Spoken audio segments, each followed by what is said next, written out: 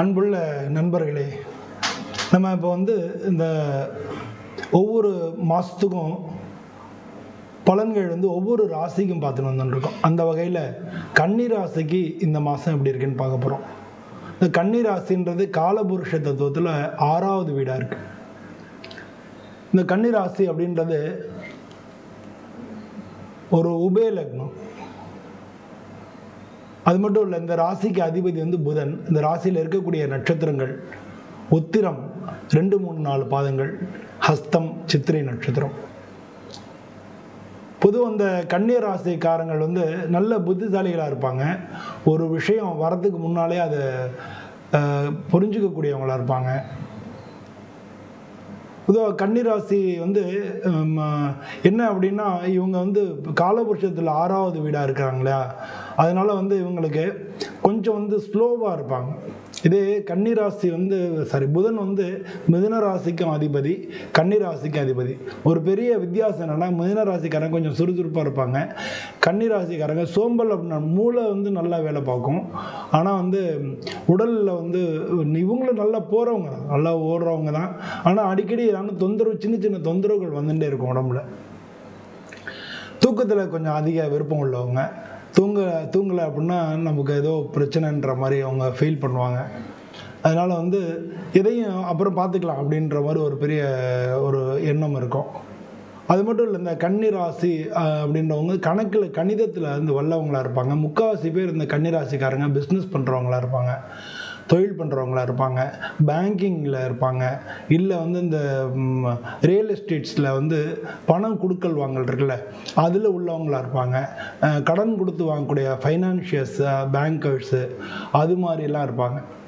So இந்த கன்னிராசிக்கு அது மாதிரி இந்த ஆடிட்டர் நிறைய பேர், முக்கால்வாசி ஆடிட்டர் நிறையா இருப்பாங்க. இதெல்லாம் கன்னிராசினுடைய இயற்கையான குணமாக இருக்குது. அவங்களுக்கு இந்த ஜூன் மாதம், ஏன்னா இந்த ஜூன் மாதம் எல்லாருக்கும் சனி பயிற்சி, குரு பயிற்சி, ராகு பயிற்சி எல்லாம் பயிற்சி முடிஞ்சு இந்த மாதம் எப்படி இருக்குன்னு தெரிஞ்சுக்கல நல்ல ஆர்வம் இருக்கும். ஏன்னா எல்லா காரியங்களும் தள்ளி போயிட்டே இருக்கும். இவங்களுக்கு என்னென்னா, இப்போ 9ல் குரு இருந்தார், குரு பார்வை இருந்தது. ஆனால் லக்னத்திலே கேது இருந்ததுனால கொஞ்சம் உடம்பு படுத்திகிட்டே இருந்திருக்கும். இப்போ கொஞ்சம் தேவலாம், இப்போ கொஞ்சம் நல்லா இருக்கும். அதனால் ஆனாலும் இவங்களுடைய காரியங்கள், எடுத்த காரியங்கள்லாம் தள்ளி போயிட்டே இருக்கும். அது மட்டும் இல்லாமல் இவங்களுக்கு இப்போ கண்டகச்சனி வேறு நடக்கிறது. 7ஆம் இடத்துல குருபனோட வீட்டில் இருந்து கண்டகச்சனி நடக்கிறது. இது எந்த விதமான பலன்களை இப்போ என்னென்னா, இப்போ இந்த இதனுடைய 7ஆம் இடத்து கேந்திரத்தில் சனி பகவான் இருக்கார், 10ஆம் இடத்து கேந்திரத்தில் குரு பகவான் இருக்கார். ஸோ குருபனோட வீட்டில் சனி பகவான் இருக்கார். ஸோ வேலை பளு அதிகமாக இருக்கும். வேலையில் காரியங்கள் உங்களுக்கு கொஞ்சம் முடியறதுக்கு கொஞ்சம் லேட்டாகிட்டே போகும். இதெல்லாம் அது மட்டும் இல்லை, 12ஆம் இடத்துல கேது போயிருக்கார். இப்போ உங்கள் ராசியில் பயிற்சி 12ஆம் இடத்துல போயிருக்கார்.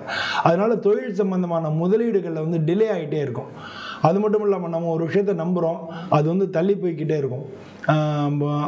ஒருத்தங்க செய்வாங்கன்னு பெருசாக நம்பியிருப்போம், ஆனால் அவங்க அந்த அளவு செய்ய மாட்டாங்க. அது கொஞ்சம் ஏமாற்றத்தை தரும். அப்புறம் அடுத்தடுத்த முயற்சிகளை நம்ம பண்ண வேண்டியதாக இருக்கும்.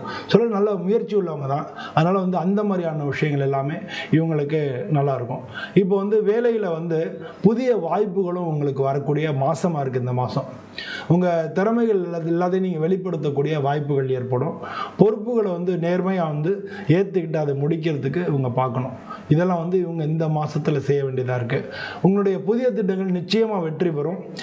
உங்களுடைய மேலே உள்ளவங்க, கூட வேலை பார்க்குறவங்க எல்லாரும் உங்களை நல்லா பாராட்டுவாங்க. அந்த அளவுக்கு உங்களுடைய திறமைகள் வெளிப்படும். தொடர்ச்சியாக ஒர்க் பண்ணிக்கிட்டே இருக்கிறதுனால கொஞ்சம் டயர்ட்னஸும் ஏற்படும். ஒரு சில பேர் தீர்த்த யாத்திரை, அது மாதிரி கோயில்களுக்கு போகிறது, அது மாதிரி இடங்களுக்கு, இப்போ அயோத்தி, காசி, கேதார்நாத், இந்த மாதிரி ஆன்மீக இடங்களுக்கு சுற்றுலா செல்றதுக்கான வாய்ப்புகளும் ஏற்படும். பண நிலைமை கொஞ்சம் சரியாக தான் இருக்கும். நிதி மேலாண்மை முக்கியம். அதனால் செலவுகளை குறைச்சிக்கிட்டிங்கன்னா அது உங்களுக்கு சேமிப்பாக மாறும். சேமிப்பு திட்டங்களில் உங்களுக்கு நல்ல நன்மைகள் இருக்குது. கடன் விவகாரங்களில் கவனமாக இருக்கணும். நீங்கள் வாங்குகிற கடன் கொடுக்க முடியாமல் போயிடும். யாருக்கான கடன் கொடுத்தீங்கன்னா திரும்ப உங்களுக்கு கிடைக்காம போயிடும். அது மாதிரி கடன் வாங்குறதுல கொஞ்சம் ஜாக்கிரதையாக இருக்கணும்.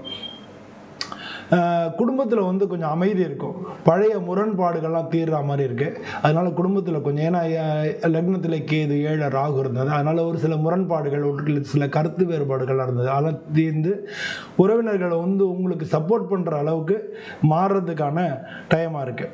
உடல்நலத்தில் பொறுத்தவரை ஆரோக்கியம்லாம் சிறப்பாக இருக்கும். பொதுவாக வந்து உடம்பு சோர்வுனால மனசில் மன அழுத்தங்கள் இருக்கும்.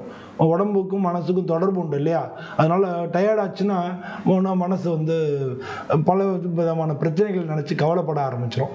அப்போ கொஞ்சம் சோர்வு ஏற்படும், நாளைக்கு பார்த்துக்கலாம் அப்படின்ற இந்த மாதிரியான விஷயங்கள் வந்து தொடர்ச்சியாக வரும். ஸோ அதனால் அதை வந்து நீங்கள் பார்த்துக்கணும். இதனால் வந்து உங்களுக்கு சின்ன சின்ன தலைவலி, டயர்ட்னஸ்ஸு இதெல்லாம் தான் இருக்கும். மன அழுத்தத்தை கட்டுப்படுத்த யோகா, தியானம் இதெல்லாம் பண்ணுறது ரொம்ப நல்லது. வியாழக்கிழமை குரு பகவானுக்கு நீங்கள் பூஜை பண்ணுறது ரொம்ப ரொம்ப அவசியம். அது மாதிரி சிவபெருமானுக்கு நெய் விளக்கு ஏற்றுறது அவசியம். தினமும் வந்து ஏதாச்சும் ஒன்று பாராயணம் பண்ணுங்க. ஓம் ஸ்ரீ மேதா தக்ஷணாமூர்த்தயே நமஹா அப்படின்னு சொல்லி டெய்லி வந்து நீங்கள் அதை சொல்ல உங்களுக்குள்ளே உள்ள அந்த ஆத்ம சக்தி வெளிப்படும். உங்களுக்குள்ளே உங்கள்கிட்ட நிறைய சக்திகள் இருக்குது. அதுதான் ஒன்று ஜெரிமானம் பண்ணுறது, உங்களுக்கு கோபம் வர்றது, திறமை திடீர்னு வரும், திடீர்னு சமயங்களில் நம்மளே வந்து ஏதாச்சும் ஒரு விஷயங்களில் அசட்டுத்தனமாக நடந்துக்குவோம்.